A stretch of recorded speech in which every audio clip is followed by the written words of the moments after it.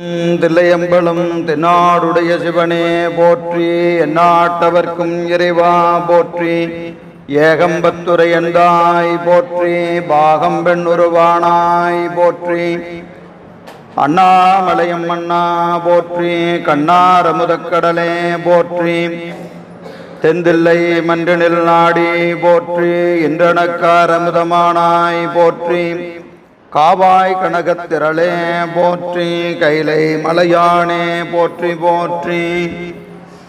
திருச்சிற்றம்பலம். தில்லையம்பலம் புளியர்கோன் வெப்பொழித்த புகழியர்கோன் கடல் போற்றி, ஆளிமிசை கல்மிதப்பில் நனைந்த பிரான் அடி போற்றி, வாழி திருநாவலூர் வன்தொண்டர் பதம் போற்றி, ஊழிமலி திருவாதவூரர் திருத்தாள் போற்றி, சைவத்தின் மேல் சமயம் வேறு இல்லை, அதில் சார் சிவமாம் தெய்வத்தின் மேல் தெய்வம் இல்லெனும், நான் மறை செம்பொருள் வாய்மை வைத்த சிறு தேவாரமும் திருவாசகமும் உய்வைத்தரச் செய்த நால்வர் பொற்றாள் எம் உயிர் துணையே, தில்லைவாழ் அந்தனரே முதலாக சீர்படைத்த தொல்லையதாம் திருத்தொண்ட தொகையடியார் பதம் போற்றி, ஒல்லையவர் புராணகதை உலகறிய விரித்துரைத்த செல்வமளி குன்றத்தூர் சேக்கிழாரடி போற்றி, ஈராண்டில் சிவஞானம் பெற்று எந்தமை கண்டார் இணைத்தாள் போற்றி, நாராண்ட பல்லடியார்க்கு அருள் புரிந்த அருள் நந்தி நற்றாள் போற்றி, நீராண்ட கலந்தை நகர் மறைஞான சம்பந்த நிழல்தாள் போற்றி, சீராண்ட தில்லை நகர் உமாபதியார் செம்பதுமத்திருத்தாள் போற்றி போற்றி. திருச்சிற்றம்பலம். தில்லையம்பலம். திருநாவுக்கரசு வளரு திருத்தொண்டின் நெறிவாழ வருஞானத்தவ முனிவர் வாகீசர் வாய்மைதிகள் பெருநாமச்சீர் பரபலுருகின்றேன் பேருலகில், ஒரு நாவுக்கு உரை செய்ய ஒண்ணாமை உணராதே. திருச்சிற்றம்பலம். தில்லையம்பலம். எல்லாம் அல்ல ஈத்தன்னை ஆண்ட எந்தை பிரான் அருள் தரும் பன்னார் மொழி எம்மையுடன் அமர் திருநனாவுடை பெருமானது திருவடி தாமரைகளை மணமொழி மேகலாலே வணங்கி, அடியேனை இந்த சென்னரிலே ஆற்றுப்படுத்திய ஞானாசிரிய பெருமக்களுடைய திருவடி தாமரைகளை மணமொழி மேகலாலே வணங்கி, இந்த சைவ சித்தாந்த ஞான சாத்திரத்தை திருவாவடுதுறை ஆதீன தொடர் வகுப்பின் வழியாக தொடர்ந்து சிந்தித்து கொண்டிருக்கின்ற அத்துணை அடியார் பெருமக்களுடைய திருவடி தாமரைகளையும் மணமொழி மேகலாலே வணங்கி மகிழ்கின்றேன். திருவருளும் குருவருளும் கூட்ட நம்முடைய உமாபதி சிவனார் அருளி செய்த திருவருட்பயன் என்று அழைக்கப்படுகின்ற இந்த ஞான பணுவலிலே நாம் கடந்த வகுப்பு வரை 3 அதிகாரங்களை சிந்தித்து நிறைவு செய்திருக்கின்றோம். பதி பசு பாசம் என்று சொல்லக்கூடிய வகையில் முதல் அதிகாரத்தில் பதியினுடைய இலக்கணத்தை சொல்லக்கூடிய பதிமுது நிலை, இரண்டாவது பசுவினுடைய இலக்கணத்தை சொல்லக்கூடிய உயிரவை நிலை, மூன்றாவது பகுதியாக பாசத்தின் இலக்கணமாக இருக்கக்கூடிய இருள் மலநிலை என பதியினுடைய இலக்கணம், பசுவினுடைய இலக்கணம், பாசத்தினுடைய இலக்கணம் என்ற 3ஐயும் 3 அதிகாரங்களிலே நாம் பார்த்தோம். இன்று நாம் 4வது அதிகாரத்திலே இருந்து இன்றைய சிந்தனையை துவங்குகிறோம். அருளது நிலை. அருளது நிலை. அப்போ 3 பொருள் இருக்கிறது, பதி பசு பாசம். இதில் பதியை அனுபவிக்கக்கூடிய அதிகாரம் யாருக்கு இருக்கிறது? பதி எதை அனுபவிக்கும்? பாசத்தை எதை அனுபவிக்கும்? இப்படி ஒரு கேள்வி. 3 இருக்குன்னா 3க்கு இடையே இருக்கக்கூடிய சம்பந்தம் என்ன? இதனால் அதுக்கு என்ன பயன், அதனால் இதுக்கு என்ன பயன்? ஏன்னா 3க்கு ஏதாவது என்ன இருக்கணும்? ஏதாவது உறவு இருக்கணும், ஏதோ ஒரு கனெக்ஷன் இருக்கணும். சம்பந்தம் இல்லாமல் எந்த பொருளும் இருக்காது. ஒரு பொருள் இருக்குதுனாவே என்ன அர்த்தங்க? அதுக்கு ஏதோ ஒரு காரணம் இருக்கும். காரணம் இல்லாமல் உலகத்தில் எந்த பொருளுமே கிடையாது. எந்த பொருளுமே கிடையாது. எல்லா பொருளுக்கும் ஏதோ ஒரு காரண காரிய சம்பந்தம் உண்டு. அப்போ இப்போ பதி பசு பாசம் என்ற மூன்றிற்கும் இடையே ஆன உறவுகள் என்ன, பகை என்ன, ஒன்றுக்கொன்று இருக்கக்கூடிய சம்பந்தம் என்ன என்று பார்க்கிற போது பதியாகிய சிவம் உலகத்தை அனுபவிக்க வேண்டிய அவசியம் இல்லை. ஏன் இல்லை? ஏன் இல்லை? அனுபவம் என்ற ஒன்று நிகழணும்னு சொன்னா நமக்கு வேறான பொருளோடு கூடி நாம் அனுபவிக்கணும். அதுக்கு பேர் தான் அனுபவம்னு பேர். இன்னைக்கு எனக்கு புதுசாக ஒரு அனுபவம் நிகழ்ந்ததுங்க அப்படின்னு என்ன அர்த்தம்? இது வரைக்கும் அது இல்லை. இப்போ அதை நம்ம அறிகிறோம், சுவைக்கிறோம், கேட்குறோம், பார்க்குறோம். ஏதோ ஒரு வகையில் அதை நாம் என்ன செய்கிறோம்? இந்த தொடர்பு இப்பொழுது நிகழ்கிறது. அதனால் நமக்கு என்ன வருது? ஒரு அனுபவம் நிகழ்கிறது. அப்போ பதிக்கு அனுபவம் நிகழணும்னா அது அறியாததோ, உணராததோ, பார்க்காததோ, கேட்காததோ, அதற்கு வேறான ஒரு பொருள் இருந்தால் தான் அதுக்கு என்ன நிகழும்? அனுபவம் நிகழும். ஆனால் அப்படி ஏதாவது பொருள் இருக்கிறதா? ஏன்னா எல்லா பொருளிலும் அவன் ஏற்கனவே கலந்திருக்கிறான். அது உயிரோடும் கலந்திருக்கிறான், பாசத்தோடும் கலந்திருக்கிறான். எனவே இறைவன், பதியாகி இறைவன் பாசமாகிய ஆணவ கண்ம மாயைகளையோ உயிர்களையோ தனித்து அறிந்து அனுபவிக்க வேண்டிய தேவை அவனுக்கு இல்லை. ஏன் அனுபவிக்க மாட்டானா? காரணம் அதுதான். ஏற்கனவே அதோடு அவன் இருக்கிறான். அவன் அதை பற்றி முற்றும் அறிந்தவன். இப்படி வச்சுக்குவோம். இப்படி சும்மா ஒரு உதாரணத்துக்கு வச்சுக்கலாம். இந்த வகுப்புல இன்னைக்கு என்னென்ன நடக்குன்னு எல்லாமே உங்களுக்கு தெரியும்.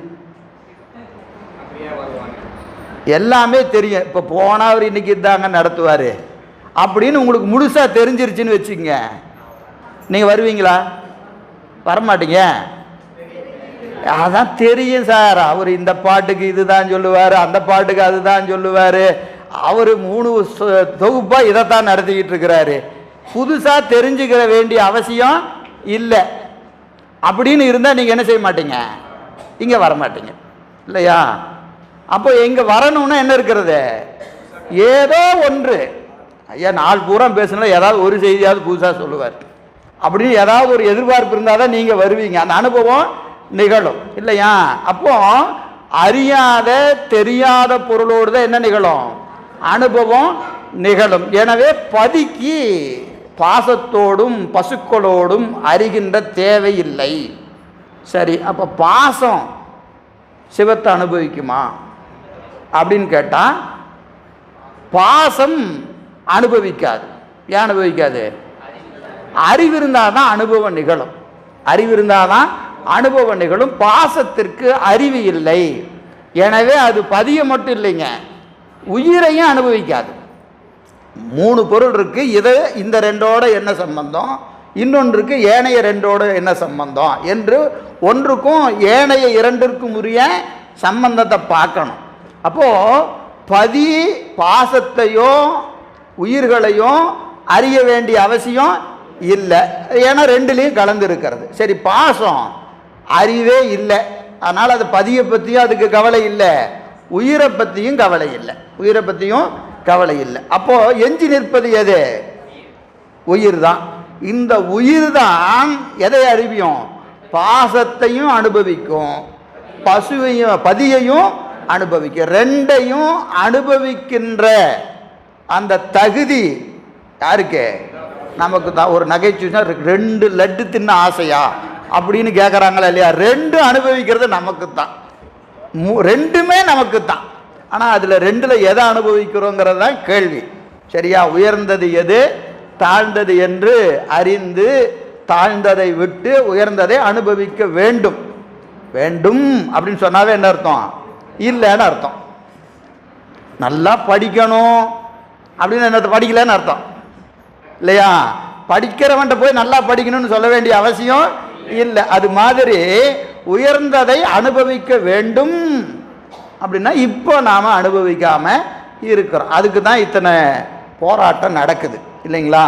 அப்போ இருதிறன் அறிவுள்ளது இரண்டலா ஆன்மா. இருதிறன் அறிவுள்ளது இரண்டல ஆன்மா. எந்த சூத்திரம்? 7ஆம் சூத்திரம். சூத்திரத்தை சொல்லுங்க. யாவையும் சூனியம் சத்தெதிர் ஆகனில் சத்தே அறியாது அசத்து இளதறியாது இருதிறன் அறிவுள்ளது இரண்டல ஆன்மா. யாவையும் சூனியம் சத்தெதிர்.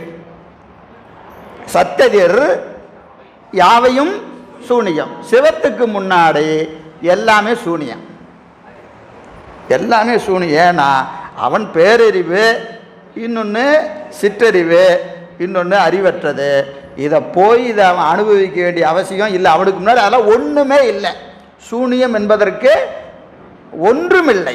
ஒன்றுமில்லைன்னா இல்லைன்னு பொருள் அல்ல, சிறந்ததில்லை, சிறந்தது இல்லை என்பதுதான் பொருள். எனவே சத்தெதிர் யாவையும் சூனியம். எனவே சத்து பாசத்தையும் பசுவையும் அனுபவிக்காது. சரி, அசத்து சூத்திரத்தில் வாங்க, சொன்ன செய்தி தான், நான் சூத்திரத்தை சொல்றேன். யாவையும் சூனியம் சத்தெதிர் சத்தே அறியாது ஆகையாலே சத்து அறியாது. அசத்து இளது அறியாது. அப்படின்னா அறிவு இளது. அங்க அறிவு என்பதை பிராக்கெட்ல வருவிச்சுக்கணும். அசத்து அறிவு இளது அறியாது. தானாகவும் அறியாது, அறிவித்தாலும் அறியாது. ஏன்னா அதுக்கு என்ன கிடையாது? அறிவு கிடையாது. இருதிறன் அறிவுள்ளது. இருதிறன் அறிவுள்ளது இரண்டலா ஆன்மா. அப்படின்னு என்ன?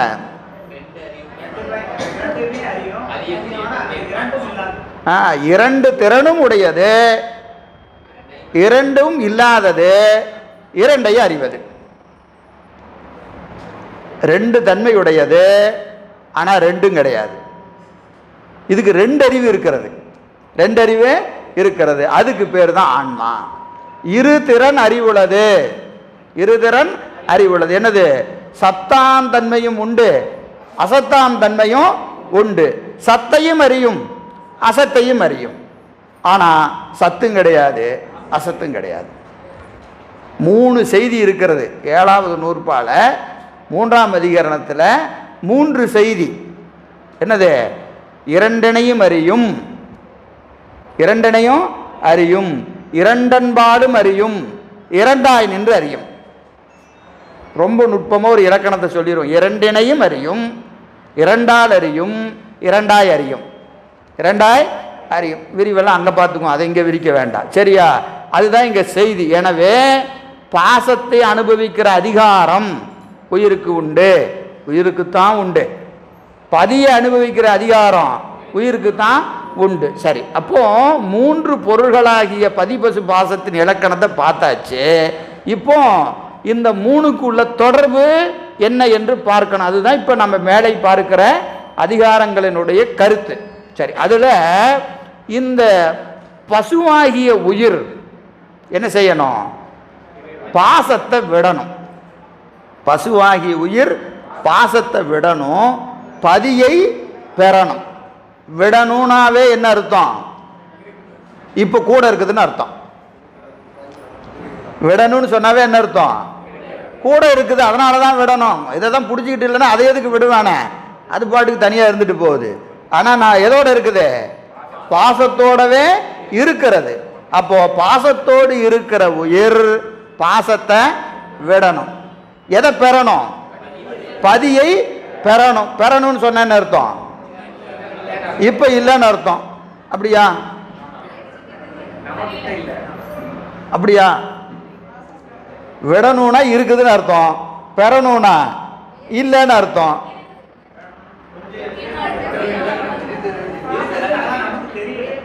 நமக்கு தெரியல, நமக்கு தெரியல. நம்ம கூட தான் இருக்கிறாரு, ஆனா இருக்கிறாருங்கிறது தெரியாம இருக்கிறோம். அது தெரிவது தான் பெறுதல். பெறுதல் என்பது அறிவுக்கு அறிவாக சிவம் இருக்கிறது என்பதை அனுபவத்தால் உணர்தல் தான் பெறுதல் என்று பெயர். பெறுதல்னா நமக்கு வேறா இருந்து பெறுவதல்ல. அவன் ஏற்கனவே இருக்கிறான். நீங்க இருக்கிறான்னு சொன்னாலும் உங்க அறிவுல தான் இருக்கிறான். கடவுள் இல்லவே இல்லைன்னு சொன்னாலும் அறிவுல தான் இருக்கிறான், இல்லைங்களா? எனவே அவன் நம்மை விட்டு என்ன செய்வதில்லை? கணப்பொழுதும் நீங்குவதில்லை. அப்ப பெறுதல் என்பதன் பொருள் அவனை அறிந்து அனுபவித்தல் தான் பெறுதல். இப்போ வேற எங்கேயோ இருந்து கைலாயத்திலிருந்து பெருமானை பிடிச்சிட்டு வரணுங்கிற அவசியம் இல்லை. நாம் இங்கிருந்து கைலாயம் போக வேண்டிய அவசியமும் இல்லை. எங்க இருக்கிறான்?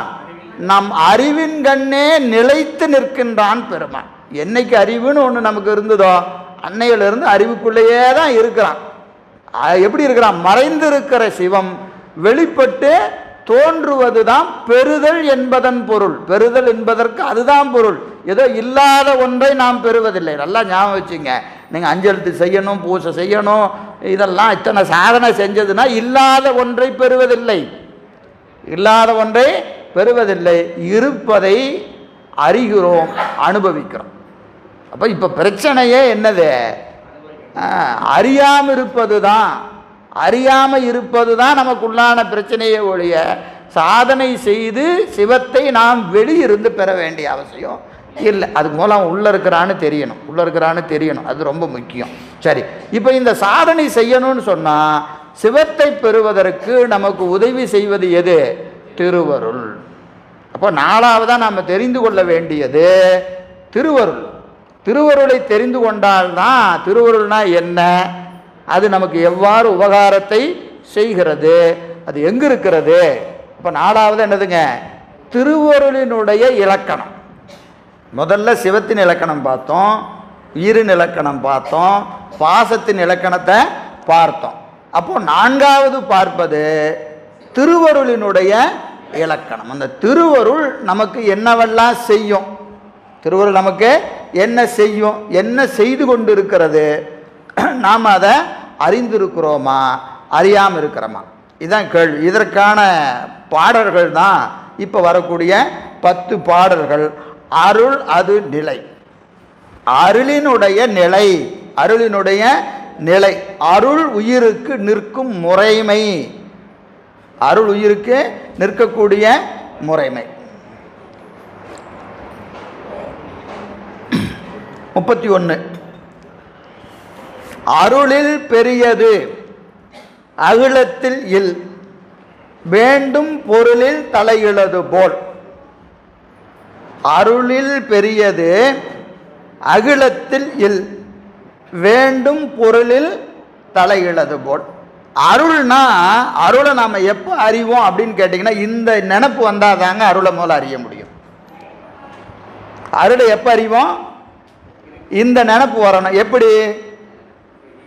வேண்டும் பொருளில் தலையிழது போல் அருளில் பெரியது அகிலத்தில் இல்லை. வேண்டும் பொருளில் தலையிழது போல் அருளில் பெரியது அகிலத்தில் இல். வேண்டும் பொருளில் தலையிழது போல், வேண்டும் பொருளில் தலையிழது போல். இப்போ எனக்கு என்ன வேணுமோ அதை தவிர வேறு எதுவுமே எனக்கு பெருசு இல்லை. நான் நேற்று எது அது பெருசு இது பெருசுன்னு தேடிட்டு இருந்திருப்பேன். இப்போ எனக்கு என்ன வேணுமோ, இப்போ எனக்கு பயங்கர தாகம், தண்ணி தான் வேணும். நீங்கள் கொண்டு வந்து 1 லட்ச ரூபா கொடுத்தா நான் என்ன சொல்லுவேன்? யா முதல்ல ஒரு டம்ளர் தண்ணி கொடுங்க. இதெல்லாம் எனக்கு வேண்டாம், இதெல்லாம் எனக்கு வேண்டாம் இல்லையா? ஒரு குழந்தை பேர் வேண்டி நிற்கிறாங்க, அவங்ககிட்ட போய் செல்வம், ஐயா எங்கள் குழந்தைக்காக 10 லட்ச ரூபா. ஐயோ 10 லட்சம் என்னையா 10 லட்சம், எனக்கு குழந்தைதாயா வேணும், குழந்தைதான் வேணும். அப்போது அந்த கணம் அந்த உயிர் எதை வேண்டி நிற்கின்றதோ, எதை வேண்டி நிற்கின்றோம். இன்னும் கொஞ்சம் கீழே கூட சொல்லலாம். சிற்றின்பத்தில் வேட்கை வந்த நிலையில் ஒருவனுக்கு வேற ஒன்றும் தெரியாது, அவனுக்கு வேற எதுவுமே தெரியாது. அவனுக்கு என்ன தோணும்? அந்த அந்த காம இச்சை தான் தலை தூக்கி நிற்கும். அப்போ அந்த நேரத்தில் என்ன வேணாலும் செய்வான், என்ன வேணாலும் செய்வேன். சில பேர் இருக்கான் சாயந்தரம் 6 மணி நேரம் கை நடுங்கும், நடுங்குதா இல்லை? இதெல்லாம் ஏன்னா நம்ம இதெல்லாம் காரணம், இதை வைத்து தான் நம்ம அதை உணர முடியும். இவனுக்கு இப்போ என்ன வேணும், அவனுக்கு இப்போ என்ன வேணுமோ அதுதான் அவனுக்கு உலகத்திலேயே சிறந்த பொருள். அந்த கணம் அதுதான் சிறந்தது. அதை தவிர வேற எதை கொடுத்தாலும் அவன் என்ன செய்ய மாட்டான், ஏற்றுக்கொள்ள மாட்டான். எனக்கு வேண்டாம், எனக்கு இதுதான் வேணும், எனக்கு இதுதான் வேணும், தண்ணி தான் வேணும், பணம் தான் வேணும், குழந்தை தான் வேணும், இதுதான் வேணும், அதுதான் வேணும். அந்த கணம் அதுதான் சிறந்தது. அதுபோல அருளை விட சிறந்தது உலகத்தில் வேற எதுவும் இல்லை.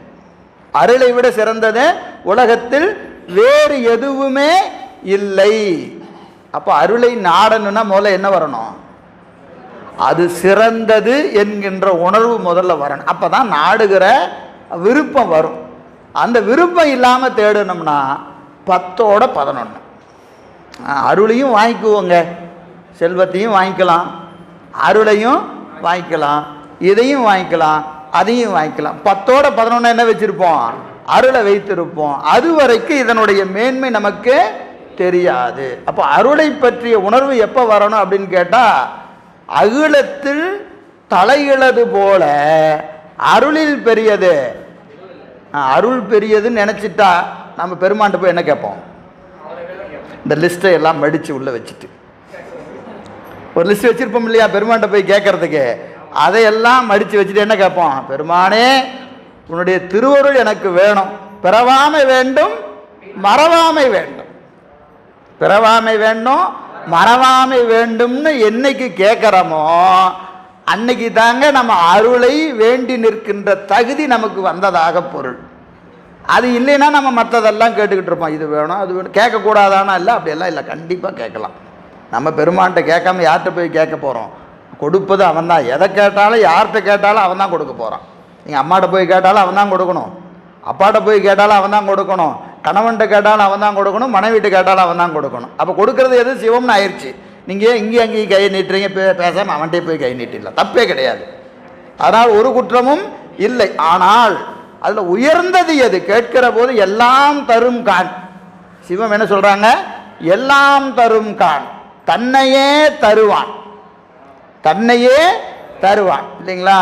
அது நம்ம 11ஆம் நூற்பாட சிவஞான போதத்தில் சொல்லுவார். என்னதுங்க? தன்னை தருவான், தன்னை தருவான். எனவே யாரெல்லாம் தன்னை வேண்டி நிற்கிறார்களோ அவர்களுக்கு தன்னையே கொடுத்துரும். ஒரு பெண் என்ன செய்வா?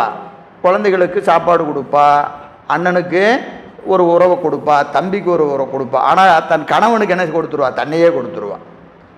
அது அவள் அந்த அர்ப்பணிப்பு என்பது கடைசியில் யார்கிட்ட வருது? தலைவனிடம் வருகிறது. தலைவனிடம் தலைவி தன்னை கொடுப்பது போல நம் தலைவன் நம்மகிட்ட நம்ம கொடுத்துட்றான், அவன் நம்மகிட்ட கொடுத்துட்றான், தன்னையே தருகிறான். நாம தான் என்ன செய்யறது இல்லை, அதை அறிவதும் இல்லை, கேட்கறதுக்கே தயாரா இல்லை, கேட்கறதுக்கே தயாரா இல்லை. நமக்கெல்லாம் வசதியாக நம்பி ஆரூரர் வேற பாடிட்டு போயிருக்கிறார். என்னது?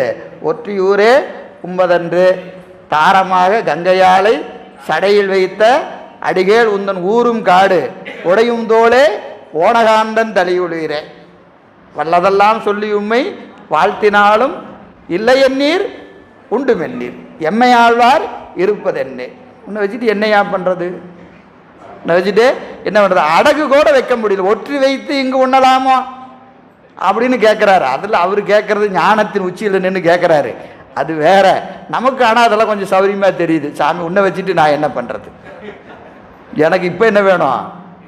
செல்வம் தான் வேணும், இதுதான் வேணும், அதுதான் வேணும்னு கேட்கணும். சரி, எனவே அந்த பெருமானை நோக்கிய அந்த விண்ணப்பத்தை செய்கிற போது அருள்தான் வேண்டும் என்கின்ற நிலை நமக்கு பிறக்க வேண்டும். ஏன் பிறக்கணும்னா அதுதான் முதிர்ச்சி, பக்குவத்தினுடைய முதிர்ச்சி. அருளில் பெரியது அகிலத்தில் வேண்டும் பொருளில் தலையிழது போல்.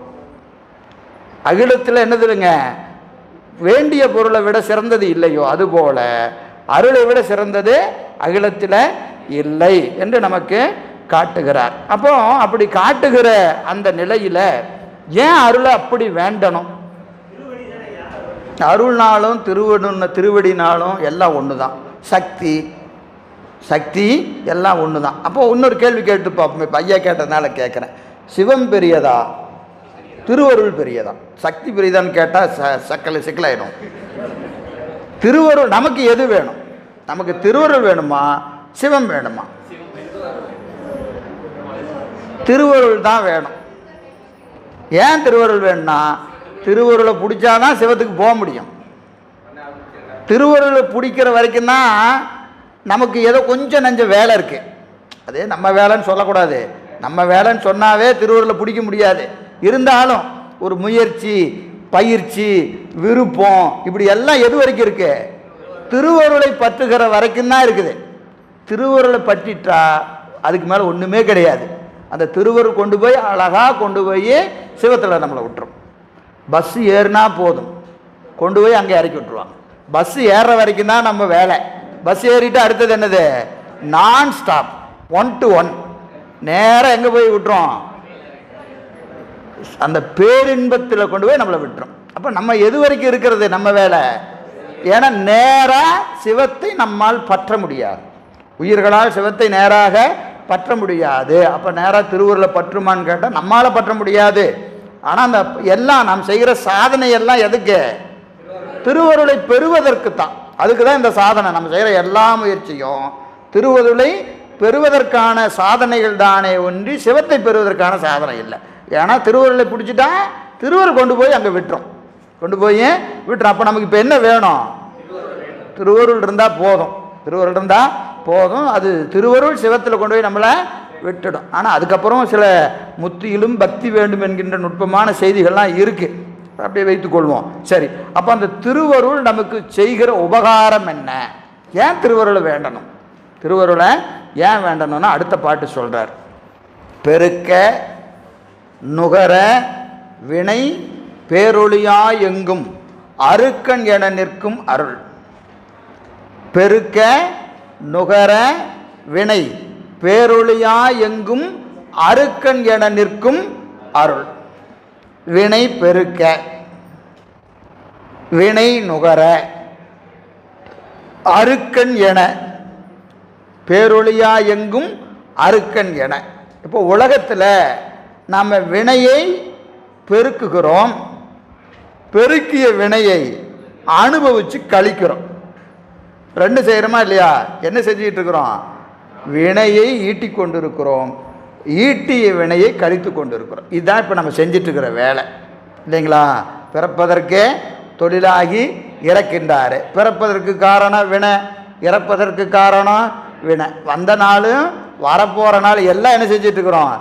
ஈட்டிய வினையை கழித்து கொண்டு இருக்கிறோம் இல்லைங்களா? இந்த வினை ஈட்டத்திற்கும் வினையை கழிப்பதற்கும் துணை செய்வது எது அப்படின்னு கேட்டிங்கன்னா சூரிய ஒளி. இந்த சூரியன் தான் வினை ஈட்டத்திற்கும் வினையை கழிப்பதற்கும் துணை செய்து கொண்டு இருக்கிறது, துணை செய்து கொண்டு. காரணம் என்ன? சூரியன் என்ன செஞ்சிட்ருக்கு அப்படின்னு கேட்டிங்கன்னா, இந்த பகலவன் என்று பெயர். அவனுக்கு என்ன பேர்? பகலவன். பகுப்பதால் பகலவன். பகலவன் என்பதற்கு என்னங்க? பகுத்தல். பகுத்தல்னா என்னது? பிரிக்கிறது. ஒரு நாளை ரெண்டாக பிரிக்கிறான். 12 to 12 காலை இரவு, காலை இரவு என்று ஒரு நாளை என்ன செய்கிறான்? ரெண்டாக பிரிக்கிறான். அதான் என்னது? 6 பொழுதாக பிரிக்கிறான். 6 பொழுதாக பிரித்து இந்த காலத்தை வரையறை செய்வது யார்? சூரியன் தான். சூரியன் தான் செய்கிறான். இந்த காலத்தின் வழியாகத்தான் நமக்கு வினை ஊட்டப்படுகிறது. வினை ஊட்டணும்னா முதல்ல என்ன வேணும்? காலம்தான் முதல் இல்லைங்களா? நம் புருடம் பார்த்தோமா இல்லையா? புருடம் என்னது? காலம், நியதி, கலை, வித்தை, அராகம். இந்த 5 கூடணும். முதல்ல கூட வேண்டியது என்னது? காலம். எல்லாத்துக்கும் நேரம் வரணும் சார், சொல்கிறோமா இல்லையா? எதை செஞ்சாலும் அதுக்கு உரிய நேரம் வரணும். ஆகூல் போகூல்னு வள்ளுவர் சொல்லுவார். ஆகூல் போகூல் எல்லாம் காலத்தால் வரையறை செய்யப்பட்டது. அதற்கப்புறம் நீதி, அப்புறம் கலை, அதெல்லாம் ரெண்டாவது. முதல்ல என்ன வரணும்? காலம். அப்போ வினை ஈட்டுவதற்கும் என்ன வேணும்? காலம் வேண்டும். வினையை கழிப்பதற்கும் காலம் வேண்டும். காலம் எதனால் வரையறை செய்யப்படுகிறது? சூரியனா. சூரியன் வந்தால் தான் விடியுது. விடிஞ்ச உடனே நம்ம காலையில் எந்திரிச்சோடனே ஆரம்பித்தோம்னா சூரியன் மறைஞ்சாலும் நம்ம வினையிட்ட முடிகிறது. அதை ராத்திரி 10 மணி 11 மணிக்கு வினை என்ன செஞ்சிட்ருக்குறோம்? ஈட்டிக்கிட்டே இருக்கிறோம். முதலையெல்லாம் வீட்டை விட்டு வெளியே வந்தால் தான் வினை ஈட்டுவோம். இப்போல்லாம் வீட்டுக்குள்ளே இருந்துக்கிட்டே ஈட்டுக்கிட்டு இருக்கிறோம் இல்லையா? எதுப்படி? செல்ஃபோன் இருக்குது, டிவி இருக்குது, எல்லாத்தையும் வச்சுக்கிட்டு என்ன செஞ்சிட்ருக்குறோம்? நல்ல வசதியாக உட்கார்ந்த இடத்துலையே வினை ஈட்டுறது. இப்படி அறிவியல் வளர்ச்சி என்ன செஞ்சிட்ருக்குது? அமர்ந்தபடியே வினை ஈட்டுவது எப்படி? பண்டைய காலங்கள்லாம் வினை ஈட்டணும்னா கொஞ்சம் வெளியே கிளியே கொஞ்சம் மெனக்கடணும். வெளியே போய் பக்கத்து வீட்டுக்காரர்கிட்ட புறம் பேசினா தான் வினை வரும். இப்போல்லாம் உட்காந்த இடத்துல ஹலோ உனக்கு தெரியுமா, அவன் அப்படியாமா அப்படின்னு உட்காந்த இடத்துல இருந்தே பேசி என்ன செஞ்சுக்க வேண்டியது? வினை ஈட்டிக்க வேண்டியது இல்லையா? ஏதோ 2 பேசினாதான் நமக்கு எப்படி இருக்குது? அப்பா இந்த காது பெருசாக இருந்த காது சின்னதாச்சு, கேட்டாதான் சொன்னாதான் இல்லையா? வினையை எப்படி ஈட்டி கொண்டு இருக்கிறோம் இல்லைங்களா? பேசாத நாளெல்லாம் பிறவா நாள். எதை பேசாத நாள்? பெருமான பேசாத நாள். நமக்கு அப்படியே மாறிடுச்சு இல்லையா?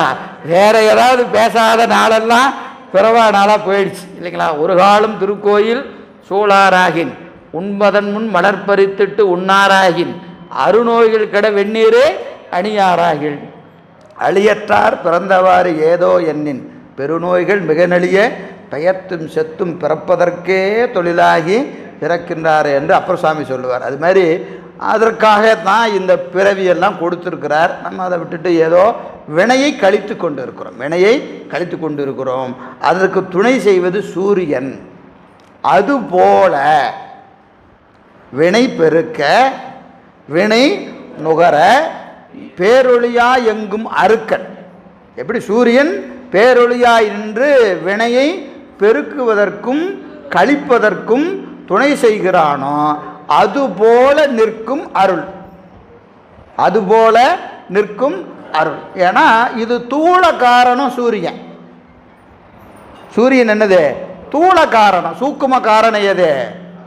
திருவருள் தான். இந்த திருவருள் தான் வினை ஈட்டுவதற்கும் வினையை கழிப்பதற்கும் துணை செய்து நிற்கிறது, துணை செய்து நிற்கிறது. ஏன்னா சூரியன் எல்லாருக்கும் ஒரே மாதிரி தான் உதிக்கிறான், எல்லாத்துக்கும் ஒரே தனித்தனியாக உதிக்கிறான், அப்படிலாம் உதிக்கிறது இல்லை. ஆனால் ஒரு நாள் அந்த உதிக்கிற இன்னைக்கு நாள் சிலருக்கு நல்ல நாளாக இருக்குது, சிலருக்கு கெட்ட நாளாக இருக்குது இல்லையா? ஏன்? அது திருவருள் அவனுக்கு என்னென்ன ஊட்டணும்னு இருக்கோ அதை பார்த்து பார்த்து பார்த்து பார்த்து ஊட்டுதான் இல்லையா? இப்போ உதாரணத்துக்கு வைத்துக்கொள்ள, இப்போ ஜோதிடம் பார்க்குறோம். இன்றைய நாள் காலையில் ஆரம்பிச்சிடுறாங்க டிவியில். இன்றைக்கி கடகராசி நேயர்களே, சிம்மராசி நேயர்களே, உங்களுக்கு கிழக்கில் சூரம் மேற்கில் அவர் இருக்கிறாரு, நீங்கள் பார்த்து பண்ணுங்க இப்படி சொல்கிறாங்க. அது ஒரு பொதுவான விதி, அதை நம்ம மறுப்பதில்லை. காரணம் 6 அங்கங்களிலே சோதிடம் ஒரு அங்கமாக இருக்குது. ஆனால் அதெல்லாம் பொது விதி, அதெல்லாம் பொது விதி இல்லையா? இன்றைக்கி சிம்மராசி நேயரேன்னா சிம்மராசிக்காரன் பூரா அது வருமானம் வராது. ஏன் வராது அப்படின்னா ஒவ்வொருத்தருக்கும் அவனுக்கு தலையில் ஒன்று தனி எழுதி வச்சிருக்கிறார். இது பொது விதியாக இருந்தாலும் அவனுக்கு அன்னைக்கு எதை ஊட்டணும்னு எது முடிவு செய்யுது?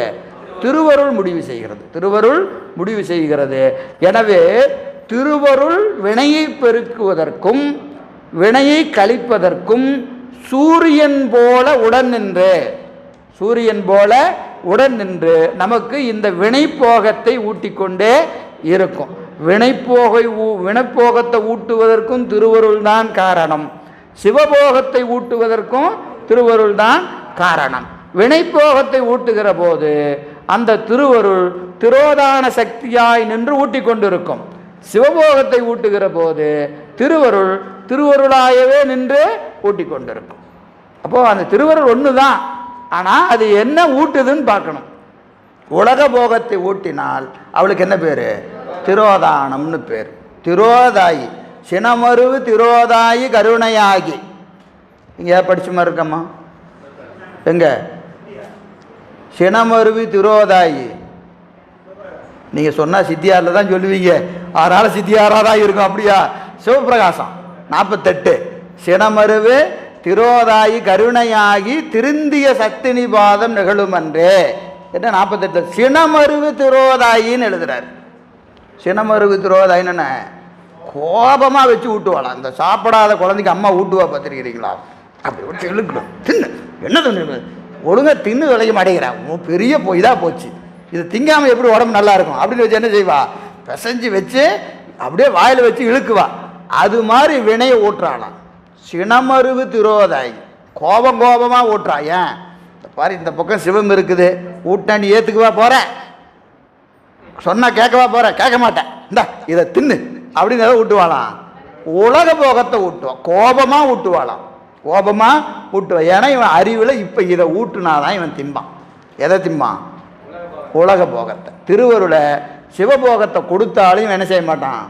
அதெல்லாம் பார்க்கலாம் சார், வயசாகிடுச்சு, என்ன எப்போ பார்த்தாலும் கார்த்திகை மாதம் வந்தால் தீக்க வாங்கன்னு ஒரே நச்சா இருக்கு, அதை வாங்கி எவன் பூஜை பண்ணுறது, மெதுவாக பார்க்கலாம் அப்படின்னு சொல்கிற ஆளும் இருக்க தான் செய்வாங்க. எங்கே? இந்த கூட்டத்தில் எப்போ பார்த்தாலும் தீக்கன்னு வாங்கிட்டு செய்யறது எவையா? சும்மா சொல்கிறதுக்கு நல்லா தான் இருக்கும் அப்படின்னு தோணுமா இல்லையா? பயம். அதுக்கு காரணம் பயம், வேற ஒன்றும் இல்லை. நம்மளால் முடியுமா, நம்ம சரியாக செஞ்சுருவோமா, தப்பாக செஞ்சுட்டே என்ன வருது, சாமி கண்ணை குத்திடுமா, அதெல்லாம் ஒருபோதும் செய்ய மாட்டான். கற்பனை கடந்த சோதி கருணையே உருவமாகி உயிர்களுக்கு ஒருபோதும் இறைவன் துன்பத்தை செய்ய மாட்டான். நீங்கள் நல்லா ஞாபகம் வச்சுக்கணும். இந்த 2 வருஷம் படிச்சுட்டு என்னையா படித்த, என்னையா உனக்கு தெரியும்? இறைவன் உயிர்களுக்கு ஒருபோதும் துன்பத்தை செய்ய மாட்டான். தி பாஸ் இஸ் ஆல்வேஸ் கரெக்ட். இந்த ஒன்றை மட்டும் ஞாபகத்தில் வச்சுட்டிங்கன்னா 2 வருஷம் படித்ததுக்கு பயன் இதுதாங்க, வேறு ஒன்றும் கிடையாது. நீங்கள் மற்றதெல்லாம் பாட்டை படிங்க, படிக்காமல் போங்க, புரிஞ்சுது புரியல, சூத்திரம் மேற்கோள் ஏது ஒன்றும் புரிய வேண்டாம். இறைவன் உயிர்களுக்கு ஒருபோதும் துன்பத்தை செய்ய மாட்டான். துன்பம் என்று ஏதாவது எனக்கு வருமானால் அது நான் செய்த வினை, நான் செஞ்சது தான் எனக்கு வரும். இறைவன் ஒருபோது உயிர்களை துன்பப்படுத்த மாட்டான். அப்போ துன்பம் வருகிறதே என்று சொன்னால் அதற்கு நான் தான் பொறுப்பு. எனக்கு வருகிற துன்பத்திற்கு நான் தான் பொறுப்பு. அந்த துன்பத்தையும் என் அறிவை திருத்துவதற்காகத்தான் பெருமான் ஊட்டி கொண்டு இருக்கிறான். நான் செஞ்சது தான், எனக்கு அது துன்பமாக வருது தான், வந்ததற்கு அதை ஊட்டுவதற்கு காரணம் என்னது? என் அறிவு திருந்தணும். அறிவு திருந்திட்டா ஊட்ட மாட்டான். திருத்தம் வர வரைக்கும் ஊட்டிக்கிட்டு தான் இருப்பான். எனவே அந்த திருவருள் திரோதாயாக நின்று உலக போகத்தையும் பக்குவம் வந்த காலத்து, பக்குவம் வர வரைக்கும் உலக போகத்தை ஊட்டி கொண்டிருக்கிற அந்த பெருமாட்டி பக்குவம் வந்த காலத்து என்ன செய்வா? சிவத்தை காட்டி ஊட்டி நிற்பாள். எது போல? சூரியன் போல நமக்கு ஊட்டி கொண்டு இருப்பாள் என்று இந்த பாடலில் நமக்கு காட்டுகிறார். அப்போ இந்த உயிர், அசத்து, பதி, இந்த 3ல் நாம் சொன்ன செய்தி தான். சிவத்தை அறிவதற்கு துணை செய்வது எது? திருவருள். இந்த திருவருள் ஏன் இந்த பாசத்துக்கெல்லாம் துணை செய்யாதா? பாசத்துக்கெல்லாம் துணை செய்யாதா? அதுக்கும் திருவருள் எதை காட்டலாம்? சிவத்தை காட்டலாம் தானே. நமக்கு காட்டுற திருவருள் எது காட்டலாம்? பாசத்துக்கும் காட்டினா அதையும் சிவத்தை பார்க்காதா அப்படின்னா பார்க்காது. ஏன் பார்க்காது? அறிவு இல்லை. இது அறிவித்தால் அறியும், அது அறிவித்தாலும் அறியாது. இது 2 உள்ள வித்தியாசம். அதான் அடுத்த பாட்டில் சொல்கிறார். ஊனறியாது என்றும் உயிரறியாது ஒன்றும் இவை தானறியாது ஆரறிவார் தாம். ஊன் அறியாது ஒன்றும். ஊன் என்பது உடம்பு, இங்கே சடம். உடம்புன்னு சொன்னால் 5 சட்டை இருக்குது இல்லையா? சூக்கும தேகம், தூள தேகம், சூக்கும தேகம், அடுத்தது பிராணமய கோஷம், விஞ்ஞானமய கோஷம், அடுத்தது விஞ்ஞானமயம், பிராணமயம், தூள தேகம், மனோன்மயம், தூள தேகம், சூக்கும தேகம் என்று 5 சட்டை. 5மே மாயாகாரியம்தான். 5மே மாயாகாரியம்தான். உலகத்தில் இருக்கிற எல்லா பொருள்களும் மாயாகாரியம்தான். எதுக்கும் அறிவு கிடையாது, எதுக்கும் அறிவு கிடையாது. ஆனால் பார்த்தா அறிவு இருக்கிற மாதிரியே தெரியும், அறிவு இருக்கிற மாதிரியே தெரியும். மனம் போய் பற்றும், மனம் போய் பற்றும், புத்தி நிச்சயிக்கும், சித்தம் அழுந்தும். போய் பற்றும்னா அறிவு இருந்தால் தானே போய் பற்ற முடியும். நிச்சயிக்கணும், அறிவு இருந்தால் தானே நிச்சயிக்கும் இல்லையா? அப்போது அந்த கரணங்களுக்கு அறிவு உண்டு, அப்படி வச்சுக்கலாமா? மனம் போய் பற்றும், புத்தி நிச்சயிக்கும், சித்தம் அதில் அழுந்தோம். அப்படின்னா அதுக்கு அறிவு இருந்தால் தானே போய் பற்றும். அப்போ அந்த காரணத்துக்கு அறிவு உண்டோ? உயிர் அதில் நின்னா அது போய் பற்றும். உயிர் போய் நின்னா பற்றும். உயிர் இல்லைன்னா பற்றாது, உயிர் இல்லைன்னா பற்றாது. இப்போ புரிகிற மாதிரி வச்சுக்கோ, நமக்கு தெரிகிற மாதிரி. என்னது, இப்போ ஒரு கம்ப்யூட்டர் இருக்குது, கம்ப்யூட்டரில் கால்குலேட்டர் இருக்குது. 2 2 எவ்வளோன்னு கேட்டால் 4ன்னு சொல்லும். அதுக்கு அறிவு இருக்கா? முதல்ல 2 2ன்னு கேட்கறதுக்கு ஒரு அறிவு இருக்கிறவங்க வேணும். அப்போ அது என்ன சொல்லும்? 4ன்னு சொல்லும். அப்போ அது என்னது? வெறும் சடம் தான். அது வெறும் சடனம். அதை இயக்குவதற்கு யார் வேணும்?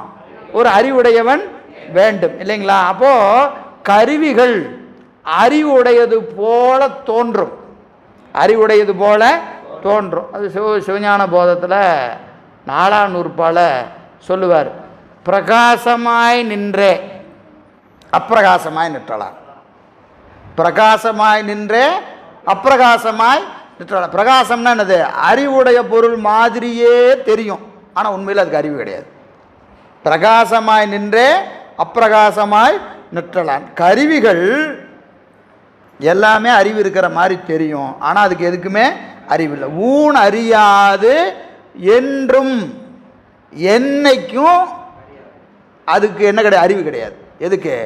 கருவிகரணங்களுக்கு.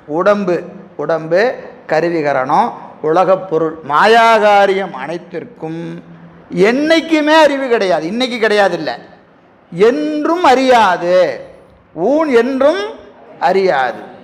சரி, உயிர் ஒன்றும் அறியாது. ஒன்றும் அறியாதுன்னு என்னது? தானே ஒன்றையும் அறியாது. உயிருக்கு தானே அறிகிற அறிவு கிடையாது. அப்ப என்ன அறிவு இருக்கு? அறிவித்தால் அறிகிற அறிவு உண்டு. அறிவித்தால் அறிகிற அறிவு உண்டு. பாசத்திற்கு அறிவித்தால் அறியாது. பசுக்கள் அறிவித்தால் அறியும், தானே அறியாது. அப்போ உயிரறியாது ஒன்றும். இவை தான் அறியாது. இவை எது? இந்த உடம்பும் உயிரும் அறிகிறது, கூடி நின்று அறிகிறது. உடம்பும் உயிரும் கூடி நின்று அறிகிறதா இல்லையா? இப்போ நம்ம உடம்பும் உயிரும் கூடி தானே இப்போ அறிந்து கொண்டு இருக்கிறோம். நான் பேசிக்கிட்டு இருக்கிறேன், நீங்கள் கேட்டுக்கிட்டு இருக்கிறீங்க.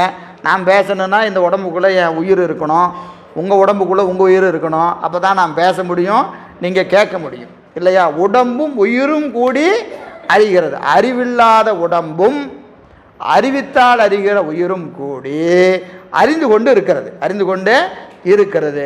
இந்த கூட்டம் எதனால் நிகழ்ந்தது? இப்போ இந்த ரெண்டையும் கூட்டினது யாரு? பெருமான்.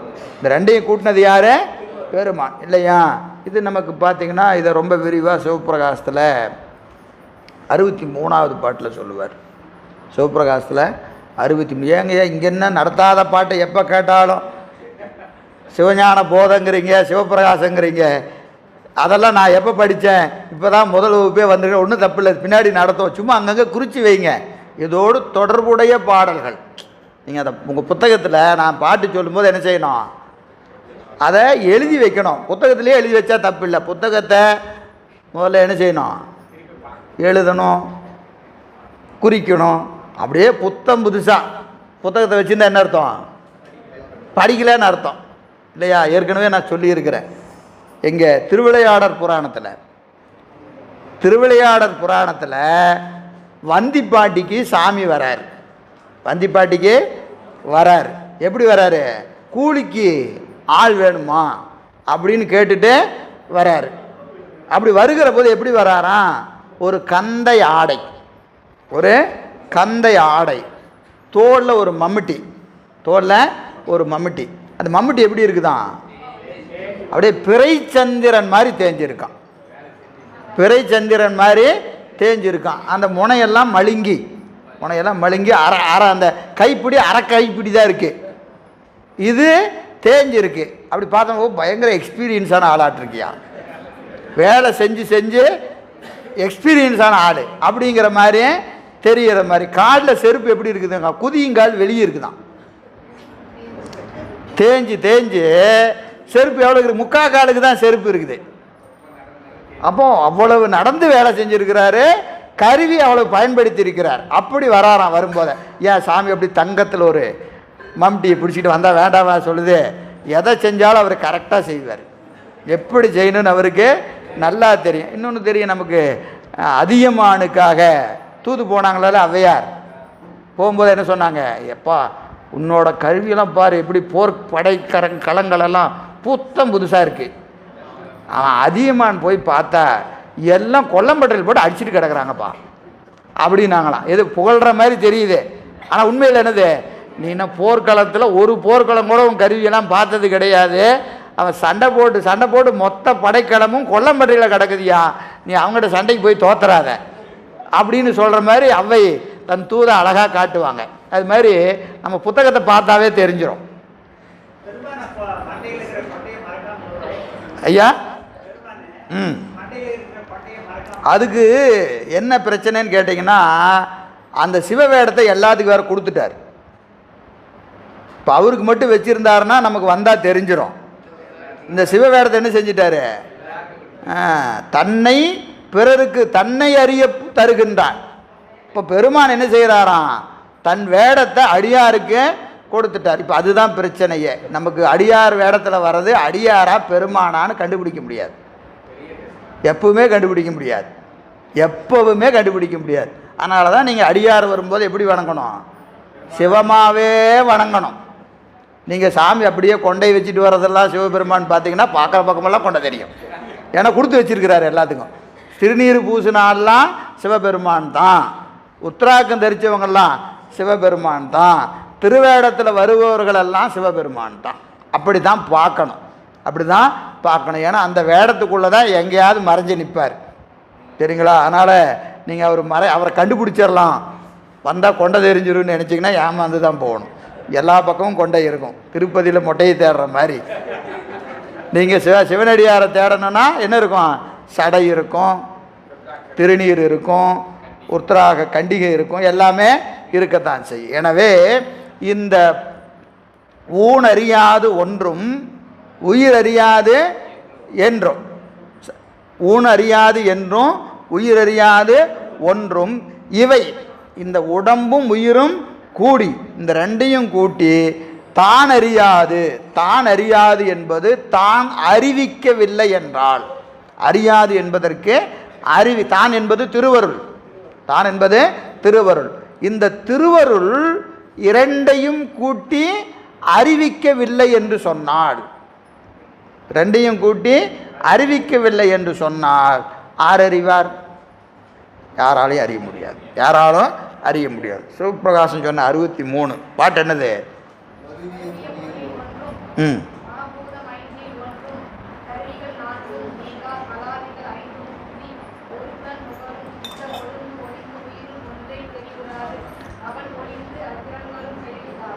மருவிய பொறியில் ஒன்று, மருவிய பொறியில் ஒன்று, 5 பொறி, அதில் ஒன்று. கண்ணு வேலை செஞ்சால் காதெல்லாம் வேலை செய்ய ஒன்றே ஒன்று. மருவிய பொறியில் ஒன்று, மாபூதம் 5ல் ஒன்று. கண்ணு வேலை செய்யணும்னா எந்த பூதம் வேலை செய்யணும்? கண்ணு வேலை செய்யணும். எந்த பூதம்? நெருப்பு. நெருப்பு வேலை செய்யணும். மாபூதம் 5ல் ஒன்று. கருவிகள் 4, அந்த கரணம் 4. கலாதிகள் 5, கலை முதலாகிய தத்துவங்கள் 5. இவையெல்லாம் கூடி ஒரு புலன் நுகரும். ஒரு புலனை ஆன்மா நுகரும்னு சொன்னால் 13 கருவி வேலை செய்யணும். மொத்தம் 96 கருவி. வெளிப்படையாக 13 கருவி சொல்கிறார். மருவிய பொறியில் ஒன்று, 5ல் ஒன்று. மாபூதம் 5ல் ஒன்று. கருவிகள் 4, எத்தனாச்சு? 6.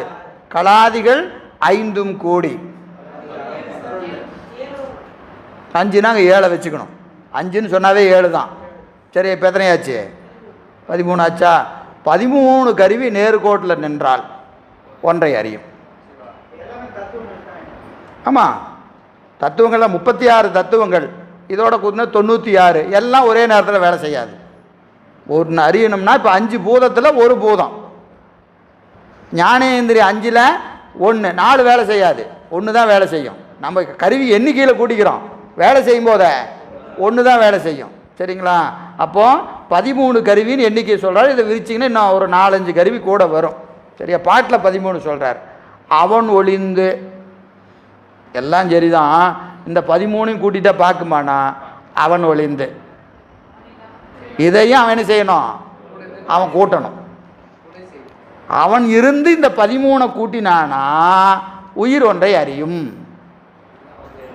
சரியா? அப்போ அதை என்ன செய்யணும்? அவன்தான் கூட்டணும். அவன்தான் கூட்டணும்னு சிவபிரகாசத்தில் சொல்கிறார். எனவே தான் அறியாது, திருவருள் அறிவிக்கவில்லை என்று சொன்னால் ஊன் என்றும் அறியாது, உயிர் ஒன்றும் அறியாது. ஆர் அறிவார்? ஒரு ஆளும் அறிய முடியாது. அப்போ நாம் அறிகிறோம் என்று சொன்னாலே நான் பார்த்துட்டேன், நான் கேட்டுட்டேன் அப்படின்னா என்னது? அவன் அங்கே நின்று ஒவ்வொன்றா இயக்கி கருவிகளை எல்லாம் கூட்டி வினையை ஊட்டி இத்தனை வேலை செஞ்சதுக்கு அப்புறம் இவன் என்ன செய்கிறான்? நான் அறிந்தேன், நான் அறிந்தேன்னு சொல்கிறான். இதுக்கு ஒரு நியாயம் எங்கள் ஆசிரியர் சொல்வார். அந்தஹீன நியாயம், அந்தஹீன நியாயம். அந்தகன் ஹீனன் ரெண்டு பேர் போகிறான். அந்தகன்னா யார்? குருடன். ஹீனன்னா முடவன். ஒருத்தன் கண்ணு தெரியாதவன், இன்னொருத்தன் கால் இல்லாதவன். இவன் என்ன செய்கிறான்? கண்ணு தெரியாதவன் வந்து முடவனை தூக்கி தோள் மேலே வச்சுக்கிறான். இவனுக்கு கண்ணு தெரியாது, அவனுக்கு நடக்க தெரியாது, நடக்க முடியாது. இப்போ என்ன செய்கிறான்? மேலே உட்காந்துக்கிட்டு எப்போ நேராக போ, லெஃப்டில் போ, ரைட்டில் போன்னு சொன்னால் இவன் நடப்பான். முடவனும் குருடனும் சேர்ந்து ஒரு வேலை செஞ்சால் எப்படி இருக்கும்? அது மாதிரி ஒன்றுக்கு அறிவே கிடையாது, இன்னொன்றுக்கு அறிவித்தால் அறியும். இந்த ரெண்டையும் கூட்டுறது யார்? பெருமாள். நம்ம போனோம்னா இப்படி தான் இருக்கும். முடவனும் குருடனும் போனது போல என்று அதுக்கு ஒரு நியாயம். என்ன நியாயம்? அந்தஹீன நியாயம், அந்தஹீன நியாயம் என்று காட்டுகிறார். சரி, அப்படி நான் அறிகிறேன் என்று அறிகிற அறிவு இருக்கு இல்லையா? இப்போ எல்லாத்தையும் பெருமான் கூட்டுறான். பெருமான் கூட்டிய நிலையில் இந்த உயிர் என்ன செய்யுது? நான் அறிகிறேன் தான் அறியுது. பெருமான் கூட்டினான், ஆகா பெருமான் எனக்கு அறிவித்து விட்டானே, என் அறிவு விளங்கி விட்டதே, அப்படியா என்னைக்காவது நினச்சிருக்கிறோமா? ஒரு நாள் நினச்சதில்லை. ஒரு நாள் இருள் நனி இறைவிதான் வந்து இருத்தலும் பொருநிலை கண்டு மாந்தர் பொருந்திடுமாறு போல. சிவபிரகாசம் 66. இருட்டில் பொருளை தேடிக்கிட்டே இருப்பான், எங்கே இருக்குதுன்னே தெரியாது. சூரியன் வந்த உடனே நான் கண்டுபிடிச்சிட்டேம்மா. ஐயா நீ கண்டுபிடிச்சின்னா ராத்திரி பூரா ஏயா தேடினேன்? ராத்திரி பூரா நீ தேடி கண்டுபிடிச்சிருக்கலாம்ல.